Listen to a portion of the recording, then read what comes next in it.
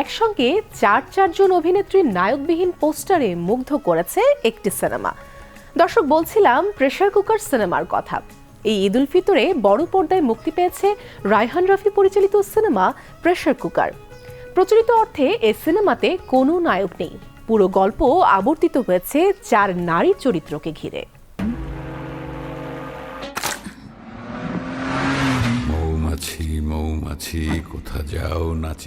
এই ঢাকা শহর আসলে মেয়েদের জন্য একটা প্রেসার কুকার। তাদের চিৎকার সহ্য করতে না পারলে এই প্রেসার কুকারে সিটি বেজে ওঠে।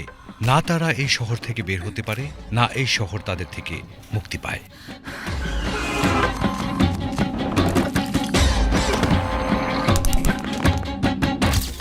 এই সিনেমার মাধ্যমে বাণিজ্যিক বাংলা সিনেমা নতুন এক ধারায় প্রবেশ করল।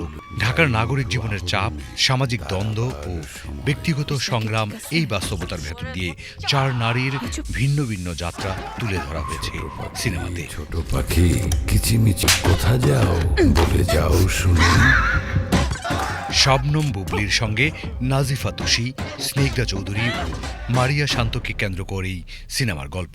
আরও অভিনয় করেছেন ফজলুর রহমান বাবু, শহীদুজ্জামান সেলিম, মিশা সওদাগর ও সাবেরী আলম।